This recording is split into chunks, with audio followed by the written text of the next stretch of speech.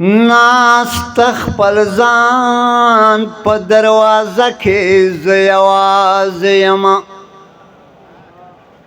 ناست خپل ځان په دروازه کې زه یوازې یمه د ارمانونو په کوڅه کې زه یوازې یمه هغه یاران چې مې په وینو د زړګي ساتلو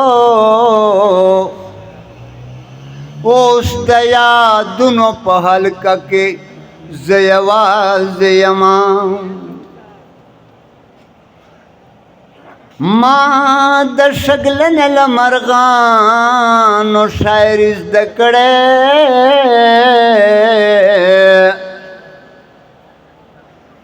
چې د غزل پاینه کې زه یوازې یمه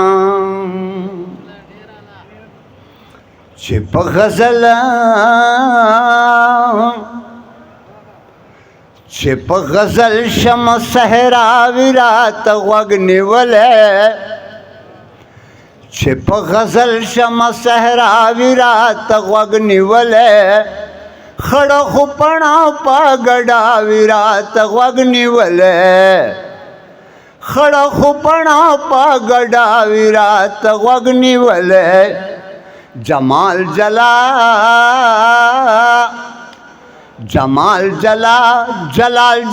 ویرات غوږ نیولی خړه خو پڼه په ګډاوي راته غوږ نیولی شګلنه مست وي غرمه وي سرابونه چېړي شګلنه مست وي غرمه وي سرابونه چېړي شګلنه مست وي غرمه وي سرابونه چېړي شګلنه مست وي غرمه وي سرابونه چېړي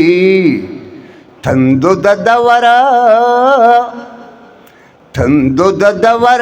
برملاوي راته غوږ نیولی تندو د دور برملاوي راته غوږ نیولی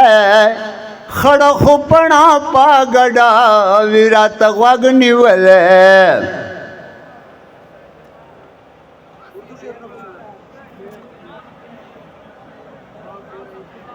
ټوله شپه ناستم تدبیرونه د دیدن سنجوم ټوله شپه ناستیم تدبیرونه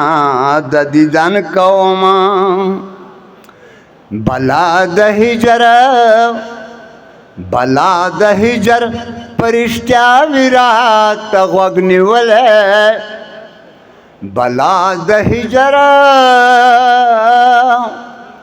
بلا د هجر پرشتیا وي راته غوږ نیولی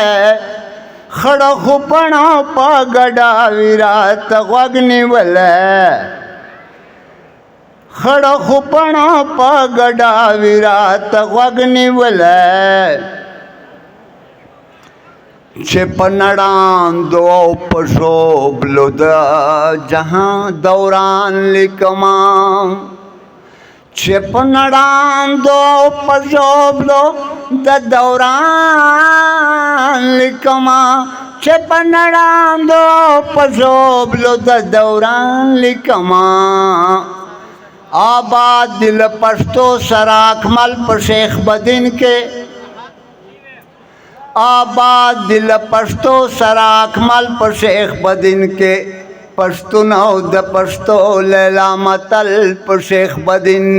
کې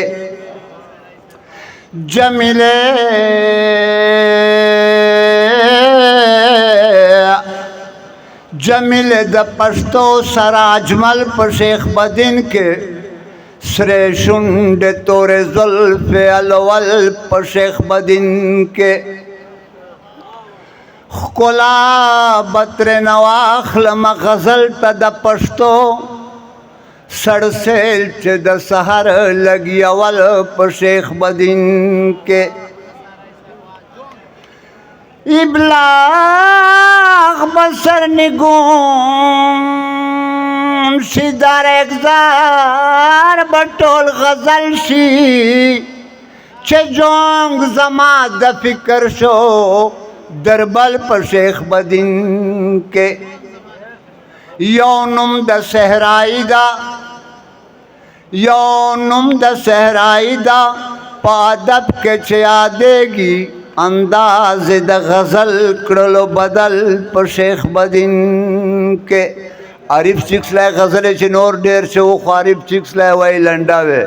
اور لنڈا میکڑا